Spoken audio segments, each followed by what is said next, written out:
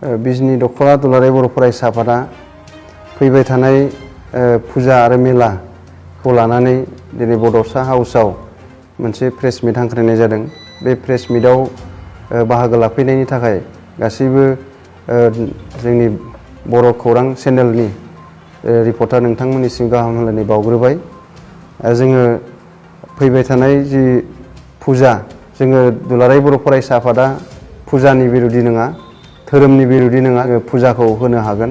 नाथाय फुजानि मुङै मेला खुंनानै बायदिसिना थासारि जानाय समाज बेरेखा हाबा, सोरखि खेला, जौ जुवा बैफोरबायदिखौ जोङो टटेलि बन्द खालामनो थाखाय जोङो खावलायदों साफ्रोमबो रायजो राजा, फुजा कमिटि आरो खुंथायखौ।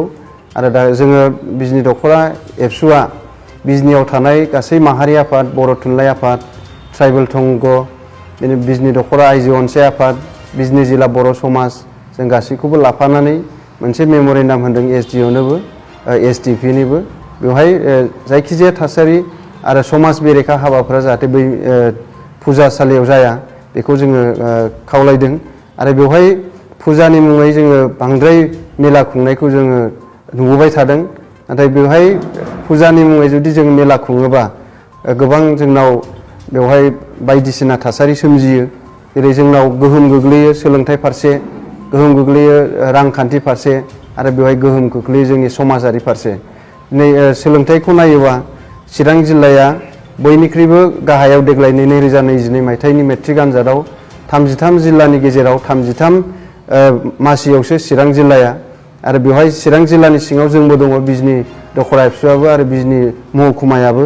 दा बेवहाय जोङो चिरां जिल्लानि रिजाल्टखौ गोजौआव लांनो थाखाय बैफोर माखासे जोंनि जि समाज बेरेखा हाबाफोर आरो फुजानि मुङै मेला खुंनाय बेफोरखौ जोङो गैया खालामनांगोन।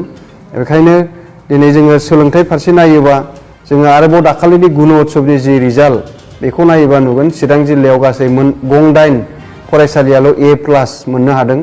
बाखि ए मोननायाबो इसेल', बि मोननायाबो इसेल', बांसिनानो D। गोबां गोजौ फरायसालिफ्रा D ग्रेड मोनदों। नाथाय बेफोरखौ जोङो नोजोर होनानै एबसुआ दुलाराय बर' फरायसा आफादा फुजानि मुङाव जि मेला खुंनाय बैफोरनि फारसे जोङो सांग्रां जानो थाखाय साफ्रोमबो रायजो राजा आरो फुजा कमिटिनि दैदेनगिरि बिथांमोनखौ खावलायदों। दिनैहाय जोंनि फरायसाफ्रा, मेट्रिक होनो गोनां फरायसाफ्रा, गासै हाइ स्कुलनि, गोजौ फरायसालिनि, गेजेर फरायसालिनि फरायसाफ्रा